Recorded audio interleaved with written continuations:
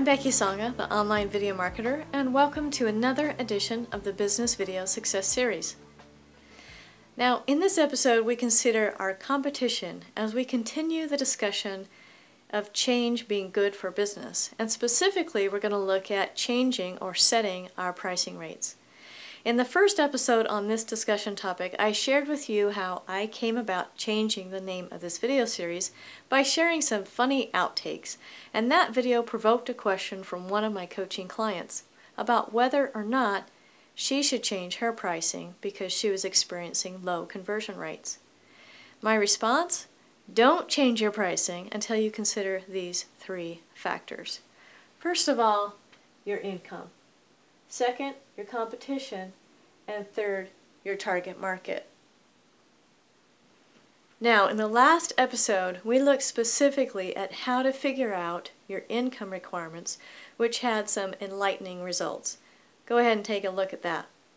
But in this episode, we want to dive into researching your competition so you can know who your closest rivals are and how they talk about and sell themselves. Now, this information about the competitive landscape helps you to understand messaging and pricing, promotions, and where you fit in all of that.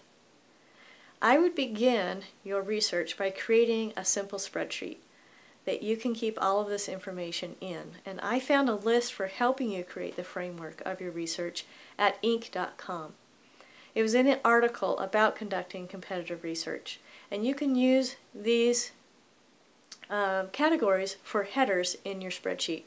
So the first header name would be the name of the business. Second, the URL. A brief answer to the question, who is this company? Third, put the products and services with the pricing. Then the key messages that differentiate their brand. And lastly, their weaknesses that stand out when you visit their website.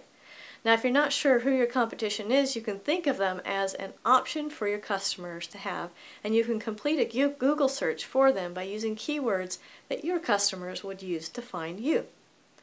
Now, once you have a few and you have filled out the information for them on your spreadsheet, you can start to get even more familiar with them. When you visit their website, don't just look at their products, their messaging, or branding and their prices.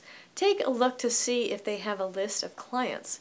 And if they don't, then look for testimonials, which often give you an idea of who their clients are and sometimes is even listed. Then ask yourself, are their clients the same types of clients you have defined as your target market? If not, would you like them to be? What are their strengths that are reflected by the testimonials? And third, what experiences did their customers have with them that they like the most? And don't be afraid to actually call their customers and ask them. Now, mind you, I wouldn't call them up and tell them that you're a competitor of their provider, but rather I would just introduce yourself as someone who might be interested in investing the same products or services that they did, and you're calling to ask them for a referral. You might even be surprised to learn information about how your competition talks about you. Now, another way to gather free intelligence on your competition is to subscribe to their free offers, their newsletters, reports, tutorials, etc. This will give you more information about how they brand themselves, their messaging, and how they engage their prospects and their customers. There's so much more to cover when it comes to competitive research, but this will give you a good start.